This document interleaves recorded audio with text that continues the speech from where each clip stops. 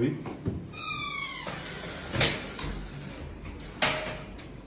Depuis que vous êtes dans nos locaux, est-ce qu'on Vous vous a n'êtes pas fait mal? torturé, non? Est-ce qu'on vous a... On a touché à un seul de vos cheveux. On vous a brutalisé? Non. Silence. C'est parti, ok? Ok. Silence.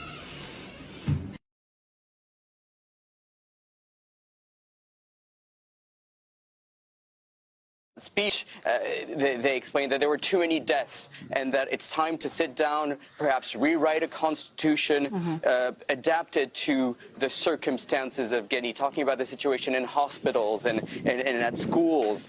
Essentially, during the rule of Alpha Condé, there's been a huge increase in the economic prospects. A country that's wealthy in iron ore and exports have been increasing rapidly, especially to China, Russia, and to Europe. But the circumstances of ordinary Guineans have gone from bad to worse. Most people live on less than $2 a day. They've struggled through the economic pandemic where there were heavy restrictions put in place. And many people who live just on $2 a day and get by on a day's wage, where they weren't able to survive. And also the heavy-handedness of the security forces and this sense amongst a portion of Guinea's population that they weren't being represented by Alpha Condé. Remember, during the last election, the Office of the United Nations Watch on Genocide pointed out that Alpha Condé should calm down on his rhetoric, his ethnic rhetoric in this country where the Fulanis make up the majority, but the Malinke, from which he is from, have taken up key position in the government and security forces. So there was growing division within society there. Okay, we've lost, have we lost it? We still have those pictures from RTG, the national broadcaster in Guinea. Well, they're leaving now. The people who were speaking from the army, unclear who's in charge right now. I know you've watched a lot of the same videos as I have, Nick, of these soldiers, red berets, who are the presidential guard, of course. Is it clear now who's in charge? Who did we see in that video, you think, of these soldiers speaking on national television? Well, what's interesting is we've seen the Red Berets, the presidential guards that are meant to protect the president, now holding the president under arrest. But we've also seen the elite special forces that have been on the ground, it seems, coordinating with these Red Berets. And one name has been floating around social media, Mamadou Doumbouya, who is the head of the special forces, a former French legionnaire who came in 2018 to reinforce these special forces. And he's been accused by the government, who saw him with suspicion, of trying to move away from the Ministry of Defense to gain greater independence and seen as perhaps a foe to the president. But what's clear in this message and this action that we've seen of these special forces, these armed forces, that they feel that the civilian rule or the democratic way isn't representing Guineans, and they felt that they should take over power to bring what they believe is a new Guinea, a feeling perhaps emulating what happened in a neighboring country in Mali, where we've seen the military takeover when there was a popular uprising and popular protests against the president there. We have to remember fully that in Guinea there's been protest for the last year that you and I have been covering in the region, protesting the rule of Alpha Condé, and that may explain why these emboldened soldiers took to what they're doing right now. Let me just remind our viewers, Nick, of what we're watching right now. These are the latest pictures coming to us from Guinea state broadcaster RTG.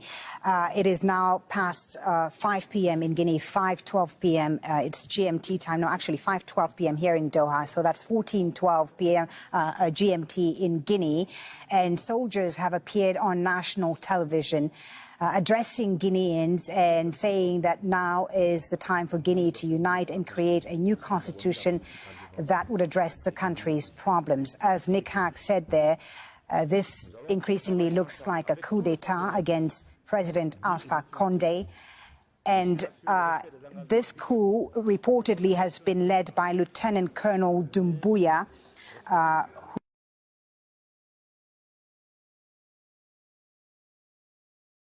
Guinéennes et Guinéens, chers compatriotes, la situation sociopolitique et économique du pays, le dysfonctionnement des institutions républicaines, l'instrumentalisation de la justice, le piétinement des droits des citoyens, l'irrespect des principes démocratiques, la politisation à outrance de l'administration publique, la gabegie financière, la pauvreté et la corruption endémique ont émené l'armée républicaine de Guinée à travers le Comité national du rassemblement et du développement, CNRD, à prendre ses responsabilités vis-à-vis du peuple souverain de Guinée et dans sa totalité. Nous avons décidé ainsi, après avoir pris le président qui est actuellement avec nous, de la République, nous avons décidé de dissoudre la Constitution en vigueur, de dissoudre les institutions. Nous avons décidé aussi de dissoudre le gouvernement, de la fermeture des frontières terrestres et aériennes. Nous appelons nos frères d'armes à l'unité afin de répondre aux aspirations légitimes du peuple de Guinée. Nous les invitons également chacun, à ce qui le concerne, de rester dans les casernes et continuer leurs activités régaliennes. Nous n'avons pas, on ne va pas reprendre les erreurs du passé. Nous allons nous concentrer sur le développement.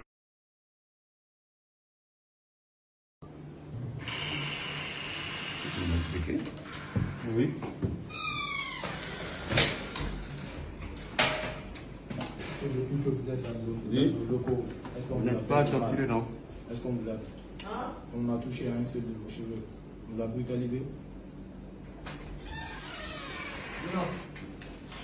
Silence.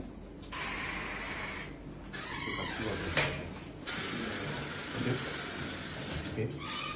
Silence. On the situation in Guinea, Conakry, where, as we reported earlier, heavy gunfire has been heard near the presidential palace in Conakry. Unclear who's responsible for this gunfire. We're going to bring in West Africa correspondent now, Nicholas Haak, who's joining us on the phone from Dakar in Senegal. And Nick, I know you've been speaking to people in Conakry. What are they telling you about what's happening? Well, currently, Foley, there is heavy gunfire. Troops deployed in the peninsula of Kalam, which is a district in downtown Conakry where the presidential palace is. It's believed that the president, Alpha Condé, early this morning went out towards Hotel Kalam, where he was suspectedly ambushed by people who started shooting at him. We know now that he is inside that hotel, that he is safe and well, but there continues to be a gun battle in that district. Eyewitnesses say they've seen wounded being taken to the Donka hospital. And you know, this comes just after a week where the National Parliament had voted the new budget for the presidency and the parliamentarians, an increase in budget for both the presidency and staff that works at the presidency and at the National Assembly, but a substantial decrease in budget for those that work in the security forces, that include the police and the military, a 5% decrease in their salary. So there could be disgruntled officers that could be behind the gun battle. We have no confirmation of who's behind it. We know that the presidency has confirmed that Alpha Condé is safe, but of course there has been, ever since he's been re-elected in power a year ago, there's been some political unrest in Guinea. You know, he had tweaked the constitution to allow him to run for a third mandate, and the opposition had said that he wasn't the legitimate winner of those elections. And ever since he took power, he had to manage this conflict between the opposition, people within his ranks wanting more from his power, people within the military as well that are disgruntled with not having enough salaries or wages. Right. But for the moment, there's a sense of fear in downtown Conakry of what is happening. Is it a coup? We don't know if it's a coup or not. Is it something else? No one really knows. Right. But yeah. No, I was going to say there have been reports that the army has been deployed to the streets of Conakry. As you say, I mean, political unrest, of course, is not new in Guinea. What would be significant and interesting here is this element of perhaps tension within the army or the military. You talked about the army, perhaps members of the army being disgruntled. That would be significant in this case. Yes, I mean, every time there has been a coup attempt in Guinea, and there has been just last year, that has come from ranks of the military. And you have to remember that during the last elections, Alpha Condé really pushed an ethnic element to the forefront. You know, Guinea is a Fulani majority country. The Bedinke has been the ones that have been ruling Guinea for the last few decades, and there are members of the military, lower-ranking members of the military, or people who are from other regions like Guinea Forestière, who are disgruntled with and feel disconnected with the central power of Alpha Condé. Now, Alpha Condé is a shrewd politician. He's been member of the opposition for decades, but really, this is another testing time for him to see if he can bring the country together. And of course, this is a country that is extremely wealthy, and yet where people live in dire poverty. And there's a sense from those that are critical of the government that he's not doing enough to redistribute that wealth, including in those ranks of the military. So, you know, this vote in the parliament last week of an increased budget for the presidency and a decreased budget for those who are civil servants, including members of the security forces, hasn't gone down well. There was a press conference yesterday where there were strong words put forward against Alpha Condé. So it doesn't come as a surprise that there would be violence on the streets and protests. But no confirmation yet of what's going on. This okay, we'll keep a close eye on the situation with you, of course, Nicolas Saka, correspondent in Dakar, Senegal, with the latest on the situation in Guinea, where there are reports of heavy gunfire in the capital, Conakry, this Sunday.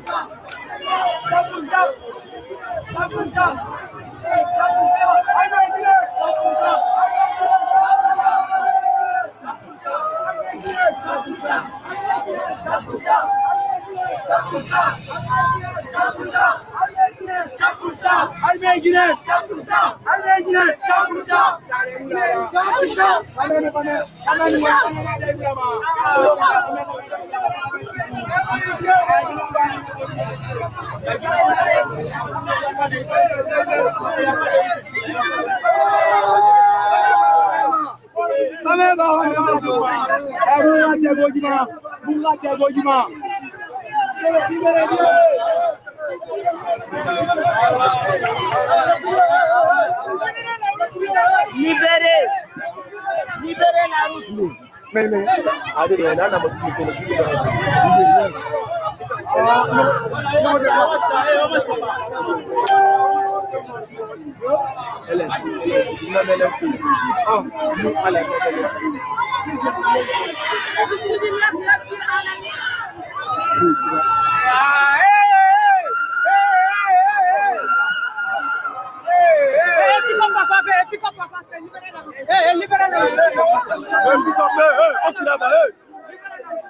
route. Libérez la route.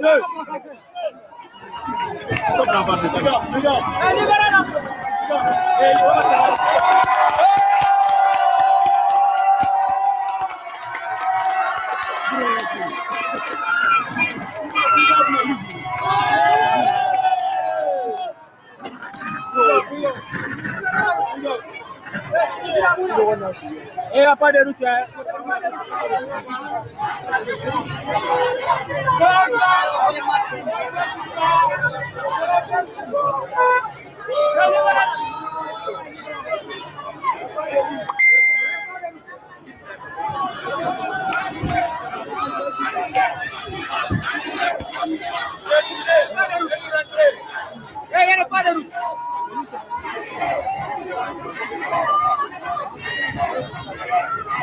Il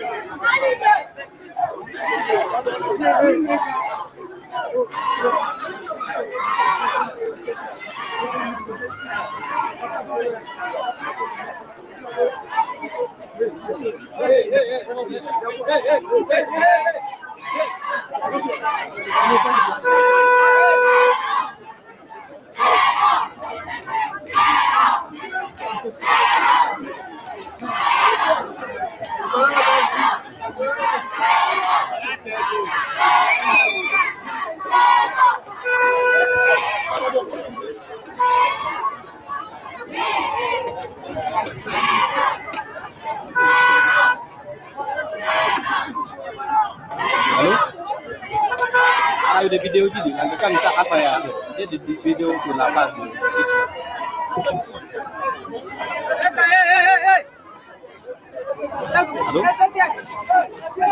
Allô? Allô? Allô? Allô?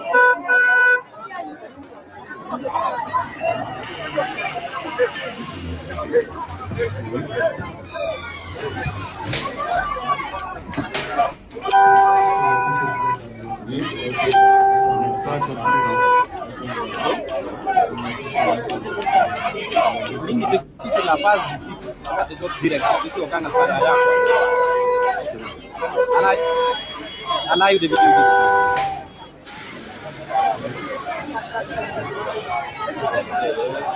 Il faut voir. C'est sur la page.